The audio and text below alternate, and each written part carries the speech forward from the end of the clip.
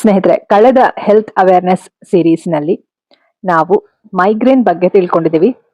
Migraine ಅಂದ್ರೆ ಏನು, ಇದು ಯಾಕೆ ಬರುತ್ತೆ, ಈ ಒಂದು ತಲೆನೋವು ಬರೋದಕ್ಕೆ ಏನು ಕಾರಣಗಳು, ಜೊತೆಗೆ ಈ ಒಂದು ತಲೆನೋವು ಬಂದ್ರೆ ಏನೆಲ್ಲ ಲಕ್ಷಣಗಳು ಕಾಣಿಸ್ಕೊಳ್ಳುತ್ತೆ ಅನ್ನುವಂತಹ ವಿಚಾರಗಳನ್ನ ತಿಳ್ಕೊಂಡಿದ್ದೀವಿ.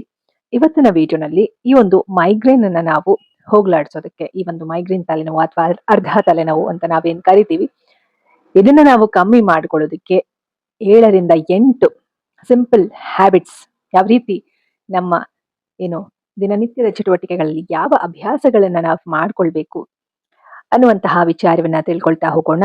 Welcome back to my YouTube channel. ನೀವು ನೋಡ್ತಾ ಇರಾ positive vibes Karnataka YouTube channel. ನಾನು ನಿಮ್ಮ Chaitra, counselling psychologist and narcissism recovery coach.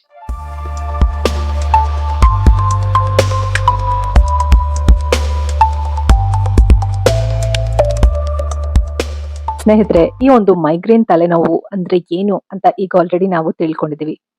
So ನಿಮ್ಗೂ ಕೂಡ ಈ ಒಂದು ಮೈಗ್ರೇನ್ ತಲೆನೋವು ಇದ್ರೆ, ಅಥವಾ ನಿಮ್ಮ ಮನೆಯಲ್ಲಿ ಯಾರಿಗಾದ್ರೂ ಮೈಗ್ರೇನ್ ತಲೆನೋವು ಇತ್ತು ಅಂತಂದ್ರೆ, ಈ ಒಂದು ವಿಡಿಯೋನ ಸ್ಕಿಪ್ ಮಾಡಿದಿರಾ ಕಂಪ್ಲೀಟ್ ಆಗಿ ನೋಡಿ, ಇದರ ಒಂದು ಪ್ರಯೋಜನವನ್ನ ಪಡ್ಕೊಳ್ಳಿ. ಜೊತೆಗೆ ನಿಮ್ಮ ಫ್ರೆಂಡ್ಸ್ ಅಂಡ್ ಫ್ಯಾಮಿಲಿ ಜೊತೆ ಶೇರ್ ಮಾಡಿ. ಸ್ನೇಹಿತರೆ, ನೀವು ಫಸ್ಟ್ ಟೈಮ್ ನನ್ನ ಚಾನಲ್ನ ನೋಡ್ತಾ ಇದ್ರೆ ಪಾಸಿಟಿವ್ ವೈಬ್ಸ್ ಕರ್ನಾಟಕ ಚಾನಲ್ಗೆ ಸಬ್ಸ್ಕ್ರೈಬ್ ಮಾಡಿಕೊಂಡು ವಿಡಿಯೋಸ್ಗಳನ್ನ ನೋಡಿ. ನನ್ನ ಒಂದು ವಿಡಿಯೋಸ್ಗಳು ಮೈಂಡ್, ಬಾಡಿ, ಸೋಲ್ ಹೀಲಿಂಗ್, ಮನಸ್ಸು, ದೇಹ, ಆತ್ಮ ಚೇತರಿಕೆಯ ವಿಡಿಯೋಸ್ಗಳಾಗಿರುತ್ತೆ. ಈ ಒಂದು ವಿಷಯಗಳಿಗೆ ರಿಲೇಟೆಡ್ ಆಗಿರುತ್ತೆ. ಸೊ ಇಷ್ಟನ್ನ ಹೇಳ್ತಾ ತಡ ಮಾಡ್ದಿರಾ ಇವತ್ತಿನ ವಿಡಿಯೋನ ಶುರು ಮಾಡೋಣ ಬನ್ನಿ. ಸೊ ಮೊದಲನೇದಾಗಿ, ಈ ಒಂದು ತಲೆನೋವು ಸಾಮಾನ್ಯವಾದ ತಲೆನೋವು ಅಲ್ವೇ ಅಲ್ಲ. ಯಾವುದು ಈ ಒಂದು ಮೈಗ್ರೇನ್ ತಲೆನೋವು ಸಾಮಾನ್ಯವಾದಂತಹ ತಲೆನೋವು ಅಲ್ವೇ ಅಲ್ಲ. ಇದನ್ನ ನೀವಿಲ್ಲಿ ಗಮನಿಸಬೇಕಾಗತ್ತೆ. ಹಾಗಾಗಿ ಇದಕ್ಕೆ ವಿಶೇಷವಾದಂತಹ ಕೆಲವೊಂದು ಅಭ್ಯಾಸಗಳು, ಗಮನ ವಹಿಸಿ ನಾವು ಈ ಒಂದು ಅಭ್ಯಾಸಗಳನ್ನ ಖಂಡಿತವಾಗ್ಲೂ ರೂಢಿಸ್ಕೊಳ್ಳೇಬೇಕಾಗಿರುವಂತಹ ಅಭ್ಯಾಸಗಳು. ಇಲ್ಲಾಂದ್ರೆ ಈ ಒಂದು ತಲೆನೋವು ಕಮ್ಮಿ ಆಗೋದೇ ಇಲ್ಲ. ಅಂತಹ ಹ್ಯಾಬಿಟ್ಸ್ಗಳು ಯಾವ್ಯಾವ್ದು ಅಂತ ನಾವು ನೋಡೋದಾದ್ರೆ, ಮೊದಲನೇದಾಗಿ stress management, very very important. ಮುಖ್ಯವಾಗಿ ಈ ಒಂದು ಮೈಗ್ರೇನ್ ತಲೆನೋವು ಬರೋದೇನೆ ಅತಿಯಾದ ಒತ್ತಡ, ಅತಿಯಾದ ಪ್ರೆಷರ್, ಸ್ಟ್ರೆಸ್, ಮಾನಸಿಕ ಒತ್ತಡದಿಂದ ಅಂತ ನಾನು ಆಲ್ರೆಡಿ ತಿಳಿಸ್ಕೊಟ್ಟಿದ್ದೀನಿ ನಿಮಗೆ ಪ್ರೀವಿಯಸ್ ವಿಡಿಯೋಸ್ನಲ್ಲಿ. ಬೇರೆ ಬೇರೆ ಕಾರಣಗಳಿಗೆ ಈ ಒಂದು ಅರ್ಧ ತಲೆನೋವು ಅಥವಾ ಮೈಗ್ರೇನ್ ಅನ್ನುವಂಥದ್ದು ಬರುತ್ತೆ. ಆದರೆ ಮುಖ್ಯವಾಗಿ ಯಾರಲ್ಲಿ ಹೆಚ್ಚು ಸ್ಟ್ರೆಸ್ ಇರುತ್ತೆ, ಮಾನಸಿಕ ಒತ್ತಡ ಇರುತ್ತೆ, ಅಂತಹ ವ್ಯಕ್ತಿಗಳಲ್ಲಿ ಅಥವಾ ಅಂತಹ ಮಕ್ಕಳಿಗೂ ಕೂಡ ತಲೆನೋವು, ಈ ಒಂದು ಸ್ಟೂಡೆಂಟ್ಸ್ಗಳಿಗೂ ಕೂಡ ಈ ಒಂದು ಮೈಗ್ರೇನ್ ತಲೆನೋವು ಬರುವಂತಹ ಸಾಧ್ಯತೆ ಹೆಚ್ಚಾಗಿ ಇರುತ್ತೆ. ಹಾಗಾಗಿ ಮೊದಲನೇದಾಗಿ ಸ್ಟ್ರೆಸ್ ಮ್ಯಾನೇಜ್ ಮಾಡೋದು ವೆರಿ ವೆರಿ ಇಂಪಾರ್ಟೆಂಟ್. ಇದಕ್ಕೆ ಬೇರೆ ಬೇರೆ ಟೆಕ್ನಿಕ್ಸ್ ಇರುತ್ತೆ ಈ ಒಂದು ಸ್ಟ್ರೆಸ್ ಮ್ಯಾನೇಜ್ಮೆಂಟ್ಗೆ.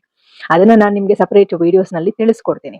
ಆದರೆ ಸ್ಟ್ರೆಸ್ ಮ್ಯಾನೇಜ್ ಮಾಡೋದ್ರಿಂದಾನೇ ನಾವು ಮೈಗ್ರೇನ್ನ ಕಮ್ಮಿ ಮಾಡ್ಕೊಳ್ಬಹುದು. ಕೆಲವರಿಗೆ ಏನು ಟ್ರಿಗರ್ ಆಗೋದ್ರಿಂದ ಈ ಒಂದು ಮೈಗ್ರೇನ್ ಬರುತ್ತೆ ಅನ್ನೋದನ್ನ ಅವರೇ ಕಂಡು ಹಿಡ್ಕೊಳ್ಬೇಕಂದ್ರೆ, ಕೆಲವರಿಗೆ ಕೆಲವು ಟ್ರಿಗರ್ಸ್ ಬರ್ತಾ ಇರುತ್ತೆ. ಎಲ್ಲರಿಗೂ ಎಲ್ಲಾ ಟ್ರಿಗರ್ ಆಗೋದಿಲ್ಲ. ಒಬ್ಬೊಬ್ಬರಿಗೆ ಒಂದೊಂದು ರೀತಿಯ ಟ್ರಿಗರ್ಸ್ ಆಗತ್ತೆ. ಕೆಲವರಿಗೆ ಹೆಚ್ಚು ಬೆಳಕು ನೋಡಿದ್ರೆ, ಕೆಲವರಿಗೆ ಹೆಚ್ಚು ಸೌಂಡ್ ಕೇಳಿದ್ರೆ, ಕೆಲವರಿಗೆ ಹೆಚ್ಚು ಜಗಳಗಳು, ಏನು ಹೊಡೆದಾಟಗಳು, ಕಿತ್ತಾಟಗಳು ನೋಡ್ತಾ ಇದ್ರೆ, ನೆಗೆಟಿವಿಟಿ ಹೆಚ್ಚಾಗಿರುವ ಕಡೆ ಆಗಿರಬಹುದು. ಒಬ್ಬೊಬ್ಬರಿಗೆ ಒಂದೊಂದು ರೀತಿ ಟ್ರಿಗರ್ಸ್ ಆಗ್ತಾ ಇರುತ್ತೆ. ನಿಮ್ಮ ಟ್ರಿಗರ್ ಏನು ಅಂತ ನೀವು ಗುರುತಿಸೋದು very very important. Stress management ಮಾಡ್ಕೊಳ್ಳುವಾಗ ರಿಲ್ಯಾಕ್ಸೇಷನ್ ಮಾಡ್ಕೊಳ್ಳೋದು ತುಂಬಾನೇ important. Deep breathing very very important. Meditation ಅನ್ನುವಂಥದ್ದು, ಬ್ರೀದಿಂಗ್ ಎಕ್ಸಸೈಸ್ ಮಾಡುವಂಥದ್ದು, ಮತ್ತೆ ಸ್ವಲ್ಪ ಬ್ರೇಕ್ ನ ತಗೊಳ್ಳುವಂಥದ್ದು.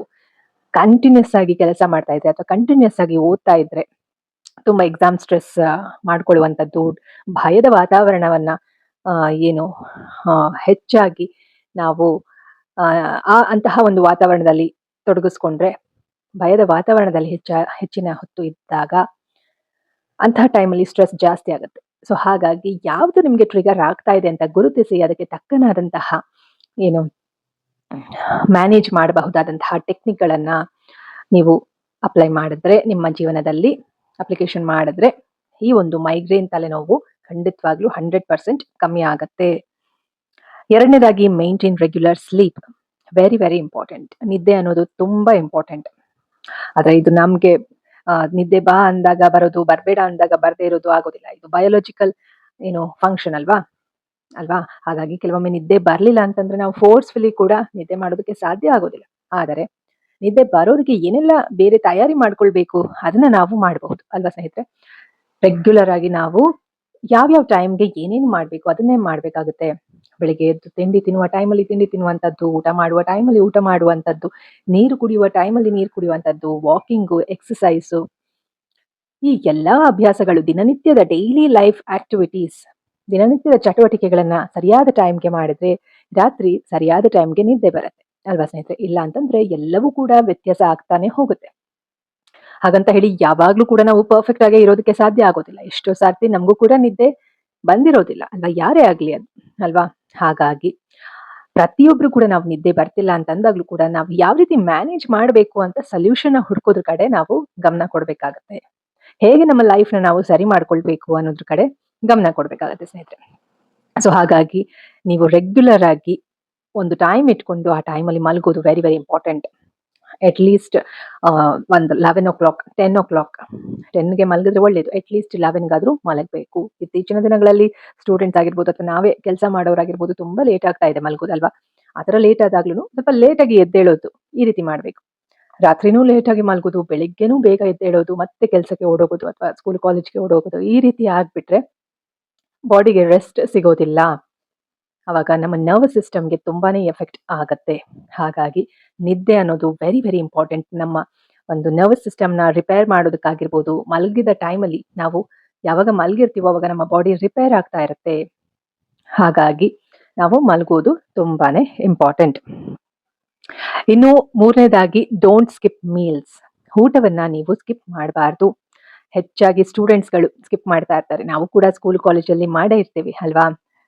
ಡಬ್ಬಿಲಿ ಹಾಕೊಟ್ಟಿದ್ರೆ ಅದನ್ನ ತಿಂದಿರೋದಿಲ್ಲ, ವಾಪಸ್ ತಂದು ಮನೇಲಿ ತಿಂದಿರ್ತೀವಿ ಅಲ್ವಾ? ನೀರು ಸರಿಯಾಗಿ ಕುಡಿದಿರೋದಿಲ್ಲ, ಟೈಮಿಗೆ ಸರಿಯಾಗಿ ಊಟ ಮಾಡಿರೋದಿಲ್ಲ. ಹಾಗಾಗಿ ಅಂತಹ ಟೈಮಲ್ಲೂ ಕೂಡ ಈ ಒಂದು ಮೈಗ್ರೇನ್ ಅನ್ನೋದು ಜಾಸ್ತಿ ಆಗುತ್ತೆ. ಹಾಗಾಗಿ ನೀವು ದಿನನಿತ್ಯದ ಅಭ್ಯಾಸಗಳಲ್ಲಿ ಈ ಒಂದು ಅಭ್ಯಾಸ ಕೂಡ ಮಾಡ್ಕೊಳ್ಳೋದು ತುಂಬಾ ಇಂಪಾರ್ಟೆಂಟ್. ಟೈಮ್ಗೆ ಸರಿಯಾಗಿ ತಿನ್ನುವಂಥದ್ದು, ಮೀಲ್ಸ್ನ ಸ್ಕಿಪ್ ಮಾಡದೇ ಇರುವಂಥದ್ದನ್ನ ನೀವು ಅಭ್ಯಾಸ ಮಾಡ್ಕೊಳ್ಬೇಕು ಸ್ನೇಹಿತರೆ. ನಿಮಗೆ ತಲೆನೋವು ಹೋಗ್ಬೇಕು ಅಂದ್ರೆ ಈ ಒಂದು ಅಭ್ಯಾಸವನ್ನ ಖಂಡಿತವಾಗ್ಲೂ ಮಾಡ್ಕೊಳ್ಬೇಕಾಗತ್ತೆ. ಇನ್ನು 4ನೇದಾಗಿ ಸ್ಟೇ ಹೈಡ್ರೇಟೆಡ್. ಹೈಡ್ರೇಟೆಡ್ ಆಗಿ ಇರುವಂಥದ್ದು. ಯಾವಾಗ್ಲೂ ನೀವು ನೀರು ತಗೊಂಡು ಹೋದ್ರು ಕೂಡ ನೀರು ಕುಡಿತಾ ಇಲ್ಲ, ವಾಪಸ್ ತರ್ತಾ ಇದ್ದೀರಿ ಸ್ಕೂಲ್ ಕಾಲೇಜಿಂದ, ಅಥವಾ ನೀವು ಕೆಲಸಕ್ಕೆ ಎಲ್ಲಿ ಹೋದ್ರೂ ನೀರು ತಗೊಂಡು ಹೋಗ್ತಾ ಇಲ್ಲ ಅಂತಂದ್ರೆ ಗಮನಿಸ್ಬೇಕಾಗತ್ತೆ. ಚೆಕ್ ಮಾಡ್ಕೊಳ್ಬೇಕಾಗತ್ತೆ ಸರಿಯಾಗಿ ನೀರು ಕುಡಿತಾ ಇದ್ದೀರಾ ಇಲ್ವಾ ಅಂತ ಹೇಳಿ. ಶುದ್ಧವಾದಂತಹ ನೀರನ್ನ, ಅದಕ್ಕೆ ಒಂದಿನ ಕೊತ್ತಂಬರಿ ಬೀಜ, ಒಂದಿನ ಜೀರಿಗೆ, ಒಂದಿನ ಸಿನಮನ್ನು, ಒಂದಿನ ನಿಮ್ಗೆ ಸೋಂಪು ಬೇಕಂದ್ರೆ ಸೋಂಪು, ಈ ರೀತಿ ನೀವು ನೀರನ್ನ ಕುಡಿತಾ ಬಂದ್ರೆ ತುಂಬಾನೇ ಒಳ್ಳೇದು ಸ್ನೇಹಿತರೆ. ಸೊ ಇದಾದ ನಂತರ ಐಡೆಂಟಿಫೈ ಯುವರ್ ಟ್ರಿಗರ್ಸ್. ಇದು ಆಲ್ರೆಡಿ ನಾನು ಸ್ಟ್ರೆಸ್ ಮ್ಯಾನೇಜ್ ಮಾಡುವಾಗಲೇ ಹೇಳಿದೆ. ಅದನ್ನ ಇನ್ನೊಮ್ಮೆ ಹೇಳೋದಾದ್ರೆ, ನಿಮ್ಮ ಟ್ರಿಗರ್ಸ್ಗಳನ್ನ ಐಡೆಂಟಿಫೈ ಮಾಡಬೇಕು. ಯಾವ ಕಾರಣಕ್ಕೆ ನಿಮ್ಗೆ ತಲೆನೋವು ಬರ್ತಾ ಇದೆ, ಏನು ಹೆಚ್ಚಾದಾಗ ತಲೆನೋವು ಬರ್ತಾ ಇದೆ ನಿಮ್ಗೆ, ತುಂಬಾ ಒಂದ್ ರೀತಿ ಎಕ್ಸಾಮ್ ಟೆನ್ಷನ್ಸ್ ಇಂದ ಏನಾದ್ರು ತಲೆನೋವು ಬರ್ತಾ ಇದೆಯಾ, ಅಥವಾ ಏನಾದ್ರೂ ನಿಮ್ಗೆ ಯಾರಾದ್ರೂ ಏನಾದ್ರೂ ಸ್ಟ್ರೆಸ್ ಕೊಡ್ತಾ ಇದ್ರೆ, ಅಥವಾ ತುಂಬಾ ವಾದ ವಿವಾದಗಳಾಗ್ತಾ ಇದ್ರೆ ತಲೆನೋವು ಬರ್ತಾ ಇದೆಯಾ, ಅಥವಾ ನಿಮ್ಗೆ ಏನಾದ್ರು ಭಯ ಆಗ್ತಾ ಇದ್ರೆ ತಲೆನೋವು ಬರ್ತಾ ಇದೆಯಾ, ಅಥವಾ ಸರಿಯಾಗಿ ಊಟ ಮಾಡಿಲ್ಲ ಅಂದ್ರೆ ತಲೆನೋವು ಬರ್ತಾ ಇದೆಯಾ, ಅಥವಾ ಇದು ಯಾವ್ದೂ ಇಲ್ಲ ಆದ್ರೂ ಕೂಡ ತಲೆನೋವು ಬರ್ತಾ ಇದೆ ಅನ್ನುವಂತಹ ಸಿಚುವೇಶನ್ಸ್ ಇದೆಯಾ.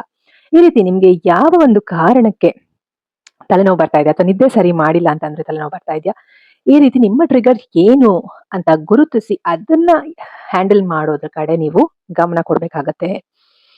ಸಿಂಪಲ್ ಆಗಿ ಒಂದು ಡೈರಿನ ಮೇಂಟೈನ್ ಮಾಡ್ಬೇಕಾಗತ್ತೆ. ಯಾವ ಟೈಮಲ್ಲಿ ನಿಮ್ಗೆ ತಲೆನೋವು ಬರ್ತಾ ಇದೆ, ಎಷ್ಟು ಹೊತ್ತು ತಲೆನೋವು ಇರುತ್ತೆ, ಏನ್ ಮಾಡಿದ್ರೆ ತಲೆನೋವು ಕಮ್ಮಿ ಆಗುತ್ತೆ, ಯಾಕೆ ತಲೆನೋವು ಬರ್ತಾ ಇದೆ, ಇದೆಲ್ಲವನ್ನು ಕೂಡ ನೋಟ್ಸ್ ಬರ್ದಿಟ್ಕೊಳ್ಳೋದು ಕೂಡ ಒಂದು ಒಳ್ಳೆಯ ಹ್ಯಾಬಿಟ್. ನಿಮ್ಗೆ ಪ್ಯಾಟರ್ನ್ಸ್ ಗೊತ್ತಾಗುತ್ತೆ. ನಾನು ಯಾವ ರೀತಿ ಏನು ಬದಲಾವಣೆ ಮಾಡ್ಕೊಳ್ಬೇಕು, ಏನ್ ಚೇಂಜಸ್ ಮಾಡ್ಕೊಳ್ಬೇಕು, ಯಾವ ರೀತಿ ಇರಬೇಕು ನನ್ನ ಲೈಫ್ ಸ್ಟೈಲ್ ಅನ್ನುವಂತಹ ಕ್ಲಾರಿಟಿ ಸಿಗುತ್ತೆ ನಿಮ್ಗೆ ನೋಟ್ಸ್ ಮಾಡ್ಕೊಳ್ಳೋದ್ರಿಂದ. ಇನ್ನು 6ನೇದಾಗಿ manage light and noise. Very very important. Bright lights, ಕೆಲವರಿಗೆ ತುಂಬಾ ಬ್ರೈಟ್ ಲೈಟ್ ಇದ್ರೆ ತಲೆನೋವು ಬರುವಂಥದ್ದು. ಹಾಗಾಗಿ ತುಂಬಾ ಬ್ರೈಟ್ ಲೈಟ್ಸ್ ಅನ್ನ ಅವಾಯ್ಡ್ ಮಾಡೋದು very very important.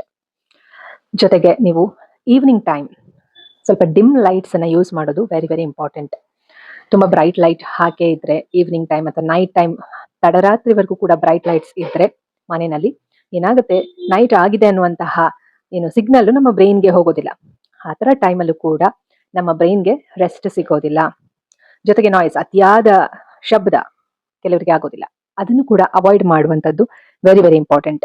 Bright lights ಆಗಿರ್ಬೋದು, ಲೌಡ್ ಸೌಂಡ್ಸ್ ಆಗಿರ್ಬೋದು, ಜೋರು ಶಬ್ದ, ಸ್ಟ್ರಾಂಗ್ ಸೆನ್ಸರಿ ಸ್ಟಿಮ್ಯುಲೇಷನ್, ಒಂದು ರೀತಿ ನಿಮ್ಮ ಒಂದು ಸೆನ್ಸ್ ಆರ್ಗನ್ಸ್ಗೆ ಎಫೆಕ್ಟ್ ಮಾಡುವಂತಹ ಸ್ಟ್ರಾಂಗ್ ಸೌಂಡು, ಲೈಟು, ಇದೆಲ್ಲವೂ ಕೂಡ ಅವಾಯ್ಡ್ ಮಾಡಬೇಕಾಗತ್ತೆ. ಇದೆಲ್ಲ ಇರೋದ್ರಿಂದ ಏನಾಗುತ್ತೆ, ಅಕಸ್ಮಾತ್ ಏನಾದ್ರು ಬ್ರೈಟ್ ಲೈಟ್ ಜಾಸ್ತಿ ಇರುವಂತದ್ದು, ಸೌಂಡ್ ಜಾಸ್ತಿ ಇರುವಂತದ್ದು, ಇದೆಲ್ಲ ಇರೋದ್ರಿಂದ ಏನಾಗುತ್ತೆ, ಮೈಗ್ರೇನು ಹೆಚ್ಚಾಗುವ ಸಾಧ್ಯತೆನೆ ಜಾಸ್ತಿ ಇರುತ್ತೆ. ಇದರ ಜೊತೆಗೆ 7ನೇದಾಗಿ follow medical advice. Medical advice ಅನ್ನೋದು ವೆರಿ ವೆರಿ ಇಂಪಾರ್ಟೆಂಟ್ ಸ್ನೇಹಿತರೆ. ನೀವು ಅಲೋಪತಿ ಡಾಕ್ಟರ್ನ ಭೇಟಿ ಆಗ್ಬೋದು, ಅಥವಾ ಹೋಮಿಯೋಪತಿ ಡಾಕ್ಟರ್ಸ್ನ ಭೇಟಿ ಆಗ್ಬೋದು, ಅಥವಾ ಆಯುರ್ವೇದಿಕ್ ಡಾಕ್ಟರ್ಸ್ನ ಭೇಟಿ ಆಗ್ಬೋದು. ನಿಮ್ಮ ಬಾಡಿಗೆ ಯಾವ್ದು ಸೂಟಬಲ್ ನೋಡಿಕೊಂಡು ನೀವು ಅದನ್ನ ಡಿಸೈಡ್ ಮಾಡಬೇಕಾಗುತ್ತೆ. ಹಾಗಾಗಿ ಅದ್ರ ಬಗ್ಗೆ ನಾನು ಮಾತಾಡೋದಿಲ್ಲ. ನೀವು ಅಲೋಪತಿನೇ ಹೋಗಿ ಅಥವಾ ಹೋಮಿಯೋಪತಿನೇ ಹೋಗಿ ಅಥವಾ ಆಯುರ್ವೇದಕ್ಕೆ ಹೋಗಿ ಅನ್ನೋಂಥ ವಿಚಾರಗಳನ್ನ ನಾನು ನಿಮ್ಗೆ ಡೈರೆಕ್ಟ್ ಆಗಿ ಇದೇ ಮಾಡಿ ಅದೇ ಮಾಡಿ ಅಂತ ಹೇಳೋದಿಲ್ಲ. ಆದ್ರೆ ಸಜೆಷನ್ ಕೊಡ್ಬೋದು ಅಲ್ವಾ. ಹೆಚ್ಚಾಗಿ ನೀವು ನ್ಯಾಚುರಲ್ ಪ್ರಾಡಕ್ಟ್ಸ್ ಅನ್ನ ತಗೊಂಡ್ರೆ ತುಂಬಾನೇ ಒಳ್ಳೇದು ಸ್ನೇಹಿತರೆ. ಅತಿಯಾದ ತಲೆನೋವು ಇತ್ತು, ಇಲ್ಲಪ್ಪ ನನಗೆ ತಡ್ಕೊಳ್ಳೋಕೆ ಆಗ್ತಿಲ್ಲ ಅಂದಾಗ ನೀವು ಕೆಲವೊಮ್ಮೆ ಇಂಗ್ಲಿಷ್ ಮೆಡಿಸಿನ್ಸ್ ಕೂಡ ತಗೊಳ್ಳೋದ್ರಲ್ಲಿ ತಪ್ಪಿಲ್ಲ. ಆದ್ರೆ ಅದರ ಜೊತೆಗೆ ನೀವು ಎಕ್ಸಸೈಸ್, ಯೋಗ, ಮೆಡಿಟೇಷನ್, ಬ್ರೀತಿಂಗ್ ಎಕ್ಸಸೈಸ್ ಎಸ್ಪೆಷಲಿ ಇದನ್ನೆಲ್ಲವನ್ನು ಮಾಡೋದ್ರಿಂದ ಕೂಡ ಮೈಗ್ರೇನ್ ಈ ಒಂದು ತಲೆನೋವು ಕಮ್ಮಿ ಆಗುತ್ತೆ. ಇವನ್ ನನಗೂ ಕೂಡ ಬ್ರೀತಿಂಗ್ ಎಕ್ಸಸೈಸ್ ಮಾಡಿದ್ರಿಂದ ತುಂಬಾನೇ ಹೆಲ್ಪ್ ಆಯ್ತು. ನಿಮ್ಗೆ ಹೇಳಿದೆ ನಾನು ಕಳೆದ ವಿಡಿಯೋಸ್ ನಲ್ಲಿ ನನ್ನ ತಲೆನೋವು ಯಾವ ರೀತಿ ಸರಿ ಮಾಡ್ಕೊಂಡೆ. ನನ್ನ ಮೈಗ್ರೇನ್ ತಲೆನೋವು 8-10 ವರ್ಷ ಇತ್ತು, ಯಾವ ರೀತಿ ಸರಿ ಮಾಡ್ಕೊಂಡೆ ಅಂತ ನಾನು ನಿಮ್ಗೆ ಆಲ್ರೆಡಿ ಹೇಳಿದ್ದೀನಿ.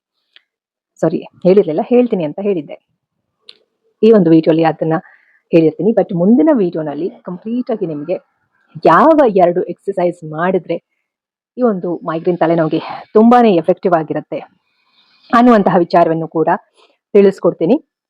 ಒಟ್ಟಾರೆಯಾಗಿ ಮೆಡಿಕಲ್ ಅಡ್ವೈಸ್ ಅನ್ನೋದು ತುಂಬಾ ಇಂಪಾರ್ಟೆಂಟ್. ಓಕೆನಾ ಸ್ನೇಹಿತರೆ. ಸೊ ಇದ್ರ ಜೊತೆಗೆ ಬೇರೆ ಎಲ್ಲವೂ ಕೂಡ, ಯಾವುದು ಎಕ್ಸಸೈಸ್, ಯೋಗ, ಮೆಡಿಟೇಷನ್ ಇದೆಲ್ಲವೂ ಕೂಡ. ಅತಿಯಾಗಿ ತಲೆನೋವು ಇತ್ತು ಅಂತಂದ್ರೆ ಅಡ್ವೈಸ್ ತಗೊಳ್ಳೋದು ವೆರಿ ವೆರಿ ಇಂಪಾರ್ಟೆಂಟ್. ಸೊ ಇನ್ನು 8ನೇದಾಗಿ ರೆಗ್ಯುಲರ್ ಆಗಿ ಬ್ರೀತಿಂಗ್ ಎಕ್ಸಸೈಸ್ ಮಾಡೋದು. ಈಗ ಆಲ್ರೆಡಿ ನಾನು ಹೇಳಿದ್ದೀನಿ ಯಾವ ಎಕ್ಸಸೈಸ್ಗಳು ಮಾಡಿದ್ರೆ ಒಳ್ಳೇದು, ಬ್ರೀತಿಂಗ್ ಎಕ್ಸಸೈಸ್ ಅಂತ ಹೇಳಿದ್ದೀನಿ. ಅದನ್ನೇ ನಾವು ಮುಖ್ಯ ಪಾಯಿಂಟ್ ಆಗಿ ನೋಡ್ಬೇಕಾಗತ್ತೆ. ಸೊ ಇದೇ ಮುಖ್ಯ ಅಭ್ಯಾಸ, ವೆರಿ ವೆರಿ ಇಂಪಾರ್ಟೆಂಟ್. ಯಾವುದು ಬ್ರೀತಿಂಗ್ ಎಕ್ಸಸೈಸ್ ಅನ್ನೋದು ತುಂಬಾನೇ ಇಂಪಾರ್ಟೆಂಟ್ ಈ ಮೈಗ್ರೇನ್ ತಲೆನೋವು. ಇವಾಗ ಎಲ್ಲರಿಗೂ ಕೂಡ ಜನರಲ್ ಆಗಿ ಬ್ರೀತಿಂಗ್ ಯಾವ ರೀತಿ ಮಾಡಬೇಕು, ಯಾವ ರೀತಿ ಉಸಿರಾಡಬೇಕು ಅನ್ನುವಂತಹ ವಿಷಯವನ್ನ ಹೇಳೋದಾದ್ರೆ, ಡೀಪ್ ಬ್ರೀತ್ ತಗೊಳ್ಳೋದು ವೆರಿ ವೆರಿ ಇಂಪಾರ್ಟೆಂಟ್. ಎಲ್ಲರೂ ಕೂಡ ಏನೇ ಒಂದು ಕಾಯಿಲೆ ಇರುವಂತವ್ರಾಗಿರ್ಬೋದು, ಇಲ್ಲದೆ ಇರುವಂತವ್ರಾಗಿರ್ಬೋದು, ಮುಂದೆ ಕಾಯಿಲೆಗಳು ಬರಬಾರ್ದು ಅಥವಾ ಪ್ರಿವೆಂಟ್ ಮಾಡಬೇಕು ಅನ್ನುವಂತ ಮೈಂಡ್ ಸೆಟ್ ಇರೋರು ಎಲ್ಲರೂ ಕೂಡ, ಪ್ರತಿಯೊಬ್ರು ಕೂಡ ನಮ್ಮ ಒಂದು ಲೈಫ್ ಸ್ಪ್ಯಾನ್ ಏನು ಜಾಸ್ತಿ ಮಾಡ್ಕೊಳ್ಬೇಕು, ನಮ್ಮ ಒಂದು ಆಯುಷ್ಯವನ್ನ ಜಾಸ್ತಿ ಮಾಡ್ಕೊಳ್ಬೇಕು, ಅಥವಾ ರೋಗ ನಿರೋಧಕ ಶಕ್ತಿಯನ್ನ ಜಾಸ್ತಿ ಮಾಡ್ಕೊಳ್ಬೇಕು ಅಂತ ನಮ್ಮೆಲ್ಲರಿಗೂ ಕೂಡ ಇದ್ದೇ ಇರುತ್ತೆ. ಹಾಗಾಗಿ ನಾವೆಲ್ಲರೂ ಕೂಡ ದೀರ್ಘವಾದ ಉಸಿರನ್ನ ತಗೊಳ್ಳೋದು ವೆರಿ ವೆರಿ ಇಂಪಾರ್ಟೆಂಟ್. ಸೊ ಇದಾಗಿತ್ತು ಇವತ್ತಿನ ವಿಡಿಯೋ. ಮೈಗ್ರೇನ್ ಇರೋರು ಏನೆಲ್ಲ ಹ್ಯಾಬಿಟ್ಸ್ಗಳನ್ನ ನೀವು ಫಾಲೋ ಮಾಡಬೇಕು, ಯಾವ ಅಭ್ಯಾಸಗಳನ್ನ ನೀವು ರೂಢಿಸ್ಕೊಂಡ್ರೆ ಮೈಗ್ರೇನ್ ಕಮ್ಮಿ ಆಗುತ್ತೆ, ಈ ಒಂದು ಅರ್ಧ ತಲೆನೋವು ಅನ್ನೋದು ಕಮ್ಮಿ ಆಗುತ್ತೆ ಅಂತ ಇವತ್ತಿನ ವಿಡಿಯೋನ ನಾವು ತಿಳ್ಕೊಂಡಿದೀವಿ. ಮುಂದಿನ ವಿಡಿಯೋನಲ್ಲಿ ಮುಂದಿನ ಈ ಒಂದು ಹೆಲ್ತ್ ಅವೇರ್ನೆಸ್ ವಿಡಿಯೋನಲ್ಲಿ ಸ್ನೇಹಿತರೆ, ಹಾಗಂತ ಹೇಳಿ ಇಮಿಡಿಯೇಟ್ ನೆಕ್ಸ್ಟ್ ಈ ವಿಡಿಯೋ ಆದ್ಮೇಲೆ ನಾನು ನೆಕ್ಸ್ಟ್ ಹಾಕ್ಲೂಬಹುದು ಅಥವಾ ಹಾಕ್ತೀರಾ ಇರಬಹುದು. ಯಾಕಂದ್ರೆ ನಾನು ನಾರ್ಸಿಸಿಸಮ್ ರಿಲೇಟೆಡ್ ವಿಡಿಯೋಸ್ಗಳನ್ನು ಕೂಡ ಮಾಡ್ತಾ ಇರ್ತೀನಿ, ಜೊತೆಗೆ ಸ್ಪಿರಿಚುವಲ್ ಅವೇರ್ನೆಸ್ ರಿಲೇಟೆಡ್ ಸೀರೀಸ್ನು ಕೂಡ ಮಾಡ್ತಾ ಇರ್ತೀನಿ.